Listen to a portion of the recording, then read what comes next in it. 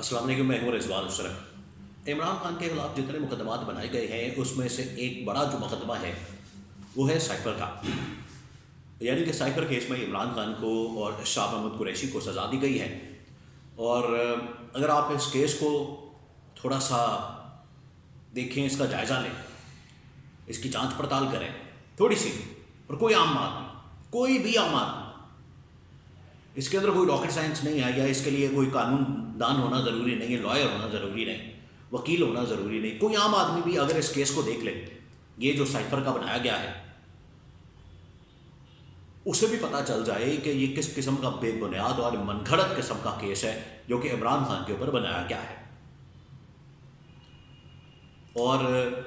जैसे ही इसको मेरिट के ऊपर सुना जाएगा तो ये केस फारिग हो जाएगा। और बिल्कुल आज ऐसा ही हुआ, बिल्कुल ऐसा ही हुआ कि अगर इसको मेरिट के ऊपर सुना जाए तो ये फारिग हो जाएगा। आज बिल्कुल ऐसा ही हुआ है कि मेरिट के ऊपर इसको सुना जा रहा है और ये केस फारिग हो गया है। इस्लामाबाद हाई कोर्ट के अंदर 2 रुकनी बेंच, इस्लामाबाद हाई कोर्ट के चीफ जस्टिस आमिर फारूक और उनके साथ जस्टिस मियां गुल हसन और इनसे ये 2 रुकनी बेंच एक बना हुआ है जो कि इस मामले की, इस केस की समाअत कर रहा है। कल जो है इस केस की समाअत हुई और इमरान खान के वकील बैरिस्टर सलमान सफदर ने इस केस के अंदर अपने जो रिमार्क्स हैं, अपने जो दलाइल हैं वो मुकम्मल कर लिए हैं, अपने जो दलाइल हैं वो ख़त्म कर दिए हैं। अब दलाइल जो हैं वो प्रोसिक्यूशन की जानिब से, यानी कि इस्तग़ासा की जानिब से या मुद्दई की जानिब से या FIA की जानिब से दी जाएंगे। और उसके बाद लगता ये है कि ये हफ्ते में 1-2 दिन दलाइल होने हैं और अगले हफ्ते के अंदर ये केस बिल्कुल फारिग हो जाएगा, बिल्कुल फारिग। और जो कल इसके अंदर समाअत हुई है, कल जो इसके अंदर सलमान सफदर इमरान खान के वकील ने दलाइल दिए हैं वो बड़े ज़बरदस्त है। और उन्होंने ना सिर्फ ये गवाहान को उड़ा दिया बल्कि पूरा का पूरा केस ही उड़ा के रख दिया और उसके अंदर बता दिया कि किस तरीके से ये केस ही मुकम्मल तौर पर बेबुनियाद और मनगढ़ंत है। इसके बारे में मेरे पास कुछ एक्सक्लूसिव इंफॉर्मेशन है, वो आपके साथ में शेयर करता हूँ ताकि आपको अंदाज़ा हो सके कि इमरान खान के ऊपर जो मुकदमात बनाए गए हैं। देखिए, इमरान खान के ऊपर इस वक्त 200 के करीब मुकदमात हैं और वो पिछले 1.5-2 सालों के अंदर बनाए गए हैं। वो किस तरीके से बनाए गए हैं उसके लिए अगर आप चले जाएं उन 6 जजेस के ख़त की तरफ तो आपको पता चल जाएगा कि इमरान खान के ऊपर जो मुकदमात बनाए गए वो किस तरह से बनाए गए हैं। तो किसी के रिश्तेदार को उठा के तो किसी जज के ज़रिए से सज़ा दिलवाई गई,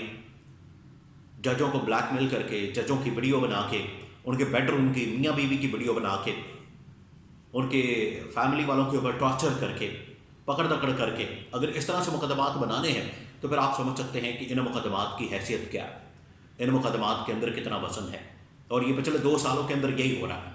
पिछले 2 सालों से पाकिस्तान के अंदर यही हो रहा है कि एक शख्स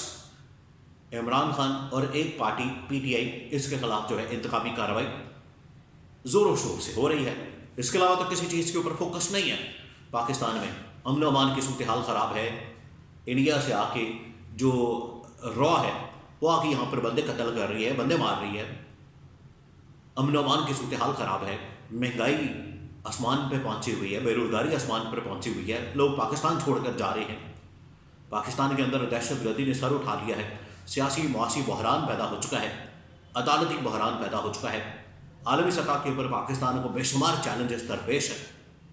लेकिन सिर्फ फोकस एक बात के ऊपर है कि इमरान खान और PTI को हमने किसी तरह से दबा के रखना है, खुद नाली लगा के रखना है। इसके अलावा और कोई मकसद या और कोई मामला नज़र नहीं आता। ये सिर्फ एक चीज़ पिछले 2 सालों के अंदर हो रही है और इसके ऊपर ही सारा फोकस किया हुआ है। इसी वजह से इमरान खान के ऊपर 200 मुकदमात पिछले 2 सालों के अंदर बनाए गए हैं और एक एक करके, और कोई दफ़ा नहीं छोड़ी, कोई ऐसा मुकदमा, कोई ऐसा केस नहीं छोड़ा कि इमरान खान के ऊपर ना बनाया जाए जिसमें गद्दारी का, तोशाखाना से चोरी का और मॉरली करप्ट साबित करने का, जो कि निकाह वाला केस है, 190 मिलियन पाउंड का, फिर किसी के कत्ल का और पता नहीं क्या क्या केसेस इमरान खान के ऊपर, दहशत गर्दी के, गद्दारी के, बगावत के, कौन से केसेस इमरान खान के ऊपर बना दिए गए। और बेबुनियाद, तमाम के तमाम बेबुनियाद केसेस जिनके अंदर कोई वज़न मौजूद नहीं है। अब आ जाएं साइफर की तरफ। जिस तरह से बाकी तमाम केसेस जो हैं वो बेबुनियाद मनगढ़ंत किस्म के हैं, बिल्कुल उसी तरह से ये साइफर केस भी एक बेबुनियाद केस है اور کل جو ہے سلمان صفدر جو کہ عمران خان کے وکیل ہیں انہوں نے اس کیس کو اڑا دیا ہے۔ سلمان صفدر نے کہا ہے کہ یہ جو مقدمہ ہے اب آپ اندازہ کریں یہ دلائل اور اس میں سے جو کہانی ثابت ہوتی ہے، جو کہانی سامنے آتی ہے، آپ حیران ہو جائیں گے کہ سلمان صفدر نے کہا کہ یہ جو گواہ بنے ہیں اس کے اندر وعدہ معاف گواہ، سب سے بڑے جو اس کے اندر وعدہ معاف گواہ ہیں، جن کی گواہی کی بنیاد پر، جن کی گواہی پر عمران خان کو سزا دی گئی، وہ ہیں اعظم خان جو کہ عمران خان کے پرنسپل سیکرٹری ہیں، کیونکہ ان کے بیان کے اوپر ہی یہ سارا کیس بلڈ اپ کیا گیا ہے اور وہ اس میں وعدہ معاف گواہ ہے۔ پہلی بات یہ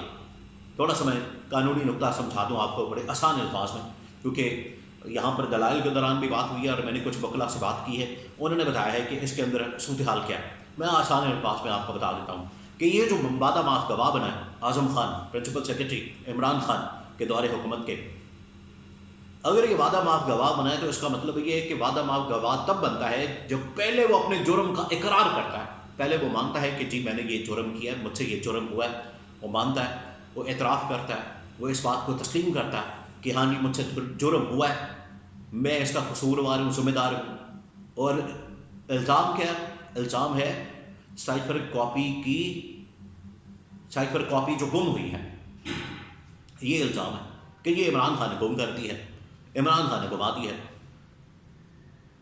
تو اگر اس میں یہ اعظم خان وعدہ معاف گواہ بنے ہیں تو سب سے پہلے تو انہوں نے خود اس بات کا اعتراف کرنا ہے، خود اس بات کو تسلیم کرنا ہے کہ جی مجھ سے جرم ہوا ہے، مجھ سے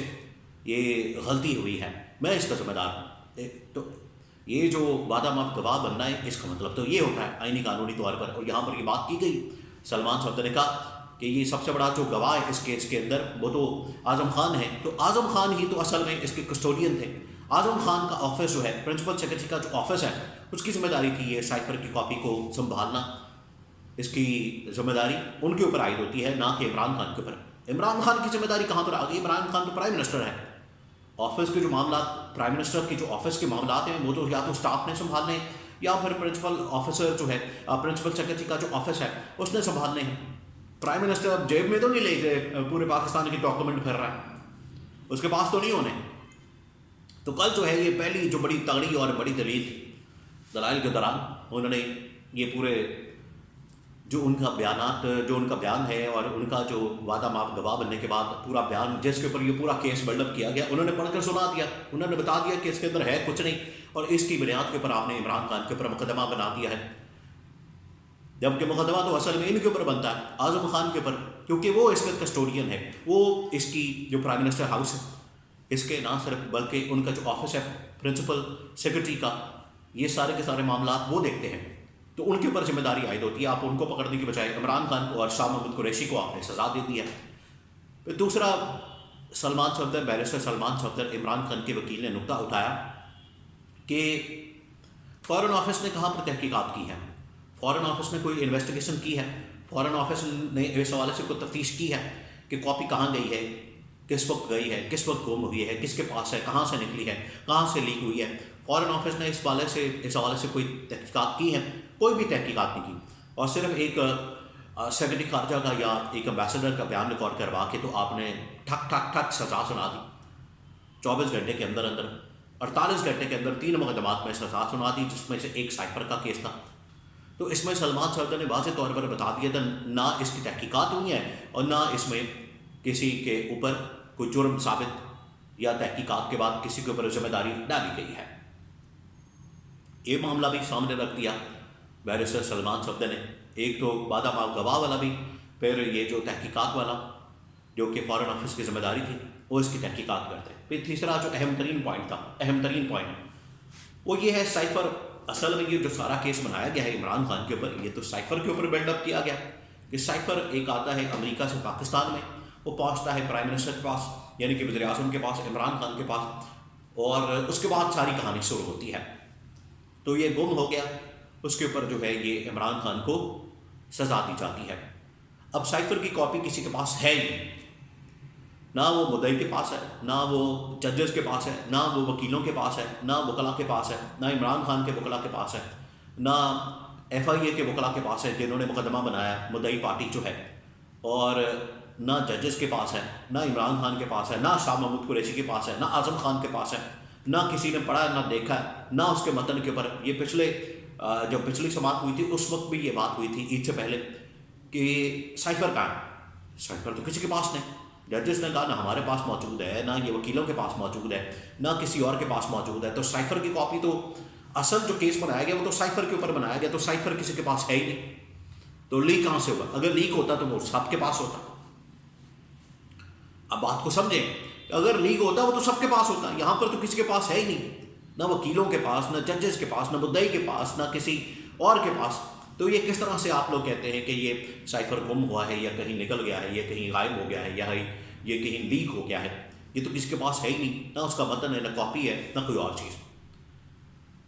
تو بڑے تگڑے قسم کے دلائل دیے عمران خان کے وکیل بیرسٹر سلمان صفدر نے، اور جس قسم کے رماق سامنے آئے، جس قسم کا کیس جو ہے وہ یہاں پر پریزنٹ کیا،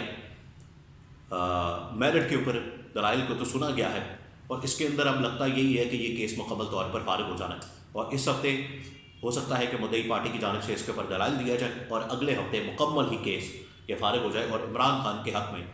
فیصلہ سناتے ہوئے عمران خان کو، شاہ محمود قریشی کو اس کیس کے اندر بری کر دیا جائے.